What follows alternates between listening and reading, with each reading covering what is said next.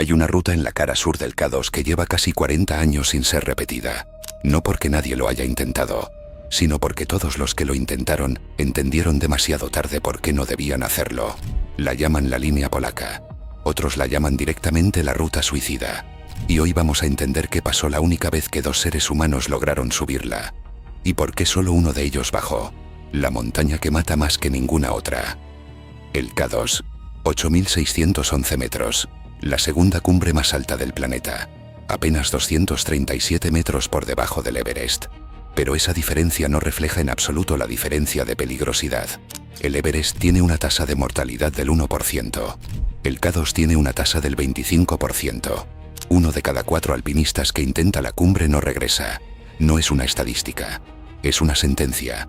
El Everest tiene expediciones comerciales, guías Sherpa y rutas señalizadas. El K2 no tiene nada de eso. Los alpinistas de verdad tienen un dicho. El Everest es la montaña más alta. El K2 es la más difícil. En el verano de 1986, 13 alpinistas de élite murieron en el K2. 13 en una sola temporada. El año más mortal en la historia de esa montaña. Y en medio de ese verano, dos polacos decidieron intentar algo que nadie había intentado antes. Kukuczka y Piotrowski. Jerzy Kukuczka era el segundo ser humano en la historia en escalar las 14 montañas que superan los 8.000 metros de altura. Solo Reinhold Messner lo había logrado antes que él. Cuando Kukuczka subía una montaña, no repetía rutas conocidas. Buscaba la cara más difícil, la línea que nadie había intentado, no por ego, por convicción. El alpinismo verdadero para él era exploración, no repetición. Tadeusz Piotrowski era su compañero de cordada, experimentado, con varias cumbres de altura. Pero el K2 por la línea polaca era otra categoría para cualquier ser humano vivo. La cara sur del K2 es casi vertical. Una pared de roca y hielo que sube directo a la cumbre. Más corta en distancia pero exponencialmente más peligrosa. Avalanchas constantes. Sin salientes donde refugiarse. Vientos de más de 200 km por hora. Si resbalas en cualquier punto, no hay nada que te detenga. Kukuczka sabía todo eso. El 3 de julio de 1986, comenzaron a subir en ascenso. Subieron en estilo alpino, sin cuerdas fijas instaladas previamente, sin oxígeno suplementario, cargando todo ellos mismos. Tiendas, bolsas de dormir, comida, combustible. Eso significa autonomía total y riesgo absoluto. No hay nadie abajo esperando para rescatarte. No hay cuerda fija si perdes el equilibrio. El único recurso es el propio juicio. Y a 8.000 metros, con el cerebro al 60% de su capacidad por falta de oxígeno, el juicio es lo primero que falla. Los primeros días la pared los castigó sin piedad. Vientos que hacían imposible mantenerse de pie. Tramos de hielo vertical donde cada pioletazo era una apuesta.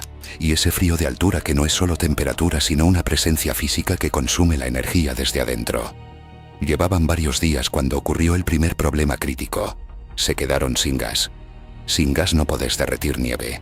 Sin agua el cuerpo se deshidrata en horas. A esa altitud, la deshidratación destruye la capacidad de tomar decisiones, genera alucinaciones, puede matar más rápido que el frío. Cualquier equipo razonable habría bajado. Kukuczka y Piotrowski siguieron subiendo. Para continuar con el mínimo de peso, tomaron una decisión que en el momento pareció táctica, y en retrospectiva parece desesperada. Abandonaron la carpa y las bolsas de dormir. Sin carpa, sin bolsas de dormir, a más de 8.000 metros. En el K2. Lo que siguió fueron bivacs al raso, noches directamente sobre el hielo, sin protección, a más de 40 grados bajo cero, con vientos que hacían esa temperatura incompatible con la vida humana. Sobrevivieron. No porque el K2 se los permitiera, sino porque Kukuczka era exactamente el tipo de alpinista que no muere fácilmente. El 8 de julio de 1986, Kukuczka y Piotrowski llegaron a la cumbre del K2 por la línea polaca. La ruta que nadie había logrado antes. La que nadie ha logrado repetir desde entonces. Para Kukuczka, esa cumbre era además un hito personal. El K2 por la línea polaca era su 13º 8.000. Le quedaba solo uno para completar todos los grandes de la historia. Ese dato hace más pesado lo que vino después. Ese momento duró lo que dura una foto. Porque en el K2, la cumbre no es el objetivo. Es el punto donde empieza la parte más peligrosa. Si este video te está volando la cabeza, suscríbete ahora a Accidentes Sorprendentes y activa la campanita.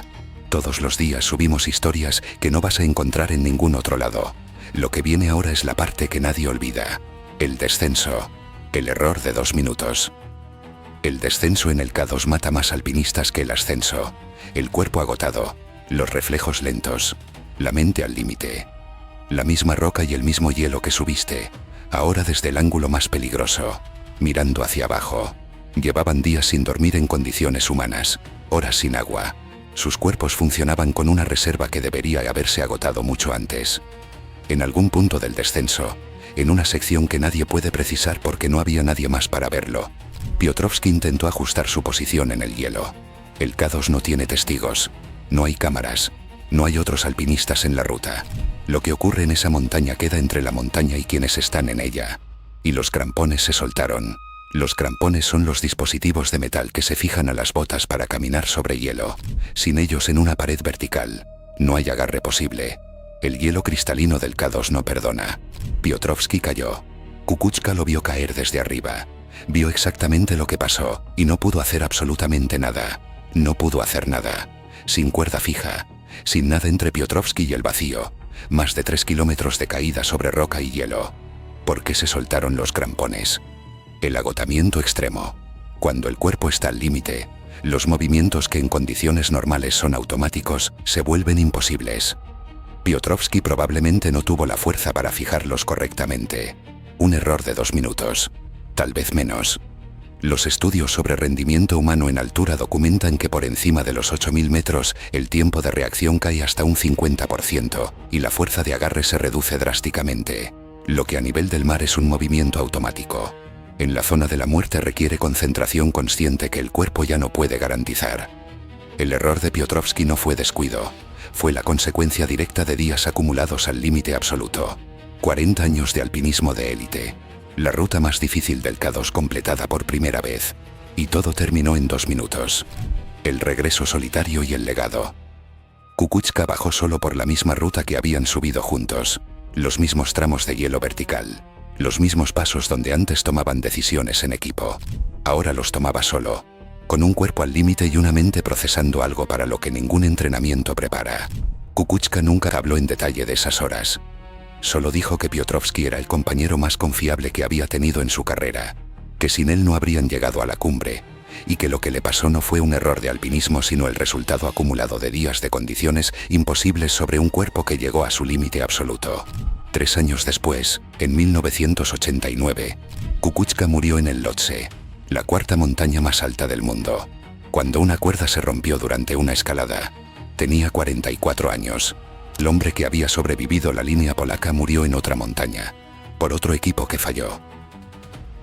Desde 1986, nadie ha repetido la línea polaca, no por falta de intentos.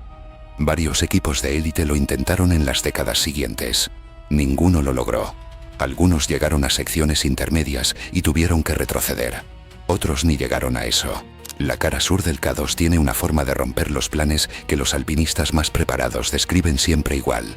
La montaña no te avisa que te está ganando. Simplemente, en algún punto, te das cuenta de que ya no podés seguir. En 2021, un equipo integrado por algunos de los mejores alpinistas del mundo intentó la cara sur en invierno, con temperaturas de 60 grados bajo cero y oscuridad casi permanente. No llegaron a la sección más difícil.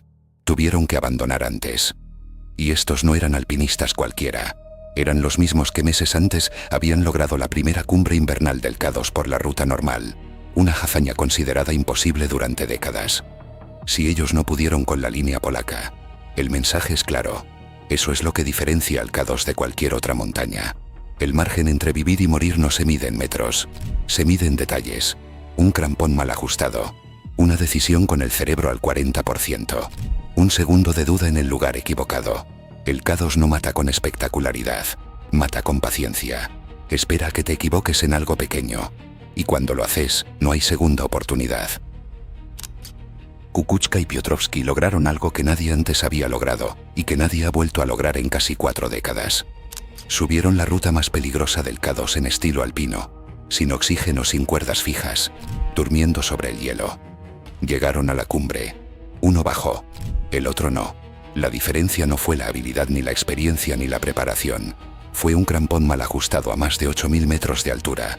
Un detalle de 2 minutos al final de días de esfuerzo sobrehumano. Eso es lo que la línea polaca le enseña a quien la estudia. Que en ciertos lugares del planeta, el margen de error es tan pequeño que prácticamente no existe. Podés hacer todo bien durante una semana entera y morir por algo que en condiciones normales resolverías en segundos. La línea polaca sigue ahí, intacta, esperando. Los mejores alpinistas del mundo la siguen mirando desde abajo, calculando si algún día estarán listos para intentarla. Nadie ha respondido que sí todavía. Hasta ahora la respuesta del K2 es siempre la misma. Todavía no. ¿Crees que algún equipo va a poder repetir la línea polaca en los próximos años? ¿O hay rutas que están simplemente más allá de lo que el ser humano puede hacer, sin importar cuánto entrene o cuánta tecnología tenga? Déjanos tu opinión en los comentarios. Y si llegaste hasta acá, ya sabes lo que tenés que hacer. Suscríbete a Accidentes Sorprendentes, activa la campanita y compartí este video con alguien que necesite entender por qué el K2 no es una montaña, es un filtro.